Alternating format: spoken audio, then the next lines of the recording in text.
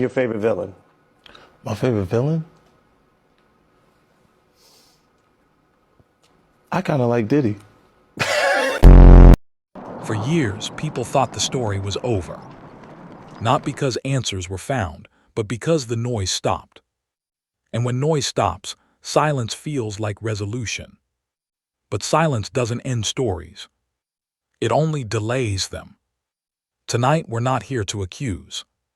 We're here to notice. Because sometimes the most dangerous truths don't shout. They repeat. There is a moment in every long-running story where nothing seems to happen.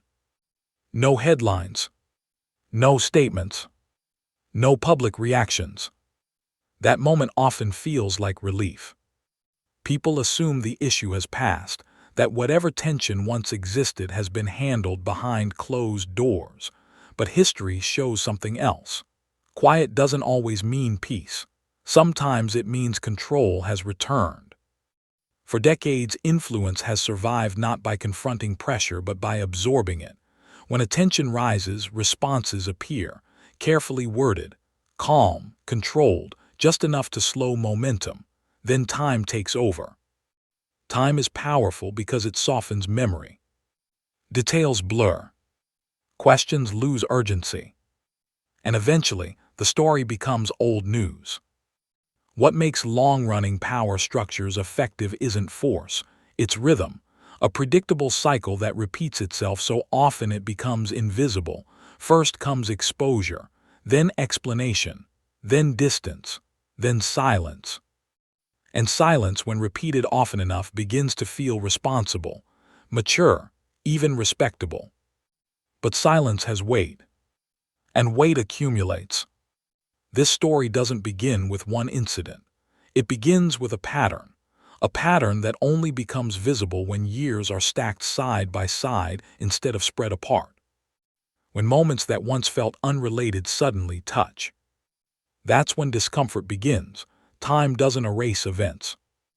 It rearranges them. When something happens today, it feels urgent. Tomorrow it feels manageable. Next year it feels distant.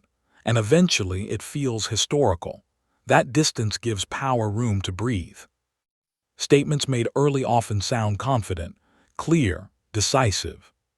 Statements made later sound cautious, measured, abstract.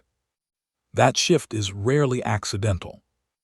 As scrutiny increases, language changes, words become broader, responsibility becomes shared, specifics fade into themes, and themes are harder to challenge than facts. This isn't deception.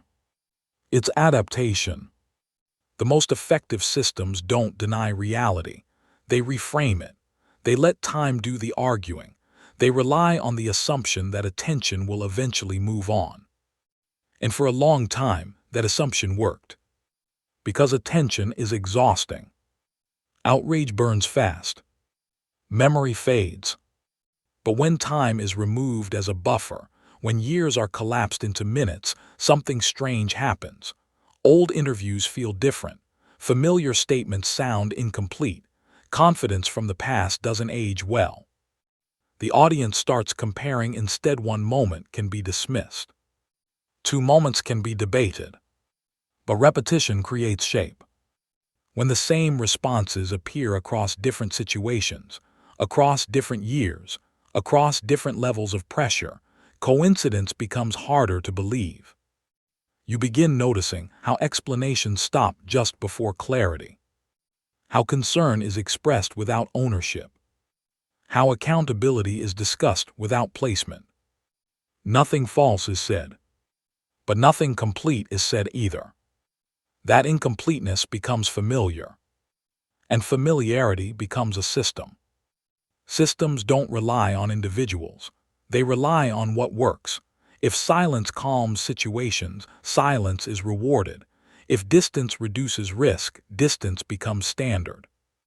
Over time, this behavior stops feeling strategic and starts feeling instinctive. And instinct is revealing. Because instinct shows what someone expects will protect them. This is where stories stop feeling personal and start feeling structural. It's no longer about what happened. It's about how moments were handled again and again. And once that handling becomes predictable, power begins to lose its camouflage. Something shifts when viewers stop waiting for answers and start measuring behavior. They stop asking, "Is this true?" and start asking, "Why does this response always look the same?" That question doesn't need proof. It needs memory. When an audience remembers, silence loses its advantage, because silence only works when people forget what came before. Now pauses are noticed.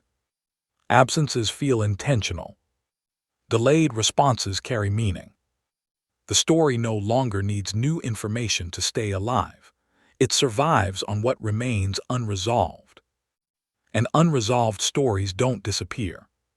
They wait. This is the most uncomfortable phase, not because it's loud, but because it's calm. There's no outrage to dismiss, no emotion to exhaust, just awareness settling in quietly. And awareness doesn't fade easily. At a certain point, stories stop needing momentum. They gain gravity. Gravity doesn't rush. It pulls. The pressure now doesn't come from what might be revealed next. It comes from what can no longer be ignored, from patterns that have become too consistent to explain away. Silence no longer feels neutral. Distance no longer feels mature. Restraint no longer feels accidental. The story isn't ending. It's changing shape.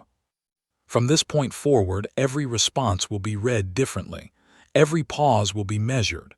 Every absence will be felt. Not as proof, as pattern. And patterns, once recognized, don't need reinforcement. They persist on their own.